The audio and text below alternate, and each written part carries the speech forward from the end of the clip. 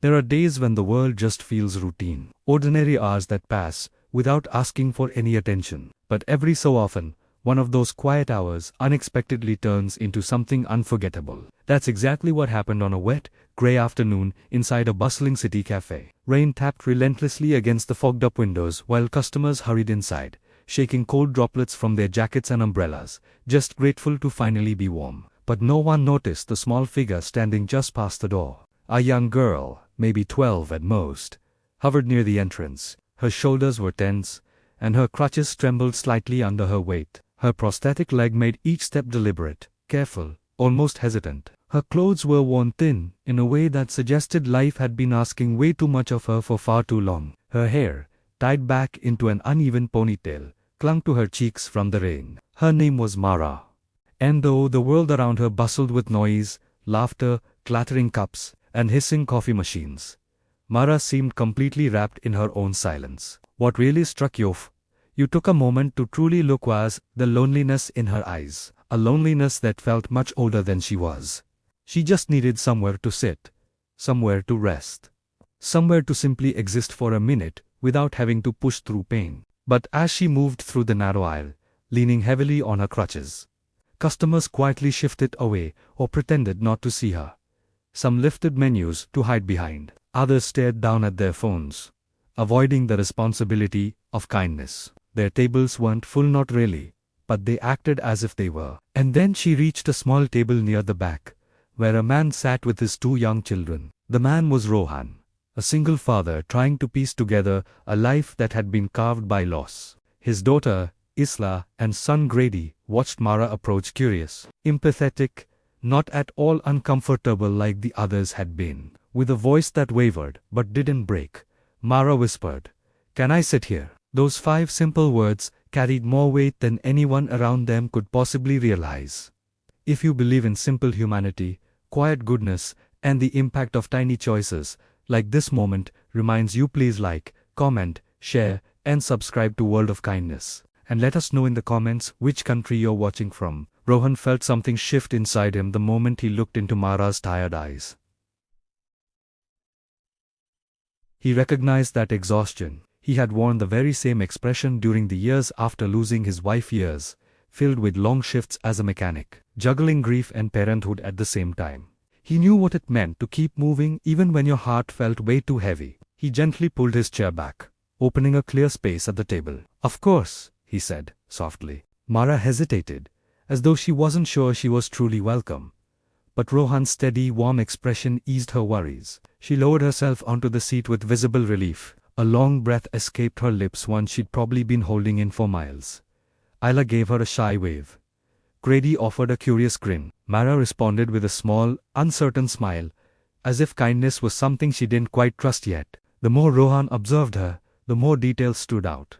Red fingers from the cold, damp hair sticking to her forehead, worn shoes with laces fraying into threads. But it was the quiet ache in her posture that told the real story. After a few minutes, Rohan gently asked if she was all right. Mara explained in a slow, careful voice that she'd been on her way home from school when her prosthetic leg began to hurt badly. Her mother was working a double shift and couldn't pick her up. Bus fare was something they had to save for emergencies only. She described how she had been born with a congenital condition that led to the amputation of her left leg when she was small. She spoke without any bitterness, simply stating facts as she had learned to carry them. But beneath her calm tone, Rohan heard something deeper, years of pushing through pain without complaint because she didn't want to be a burden to anyone. She said she didn't like asking for help. She was used to doing things herself.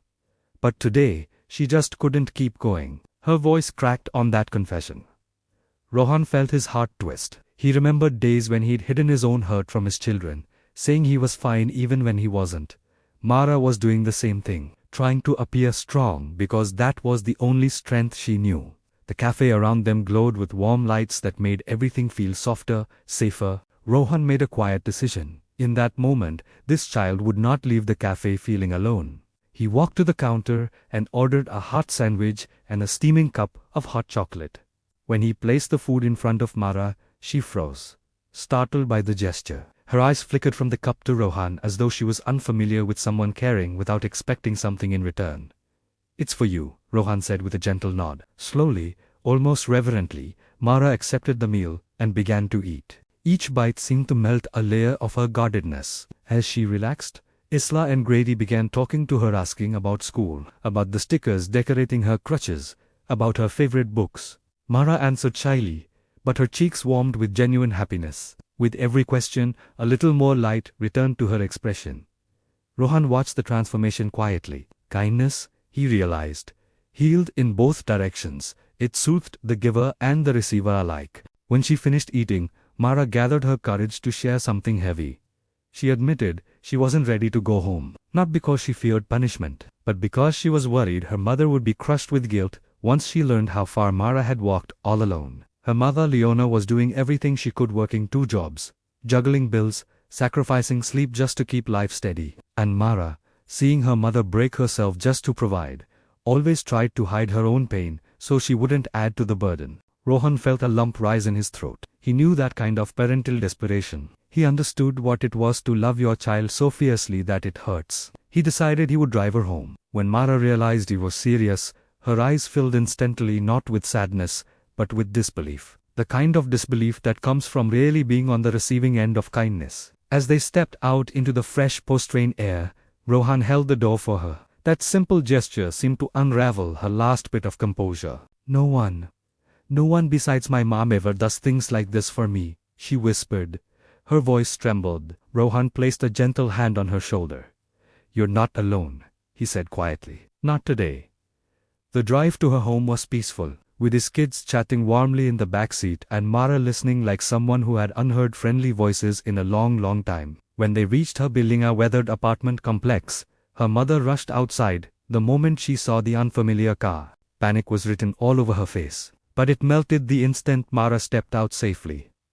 Leona's relief was overwhelming. She thanked Rohan again and again, tears streaming freely. It was clear in every word, every gesture, just how fiercely she loved her daughter and how hard she fought to give her a better life. Mara suddenly broke down, clinging to Rohan with pure emotion, gratitude, relief, release. Tears fell freely as she whispered that his simple yes at the cafe had changed her entire day, maybe even more than just her day. Rohan held her gently, knowing exactly what those tears meant. If this story has touched your heart, please like, comment, share, and subscribe to World of Kindness. Tell us below which moment moved you the most. And always remember, sometimes the smallest act, the softest word, the quietest yes, can shift someone's whole world.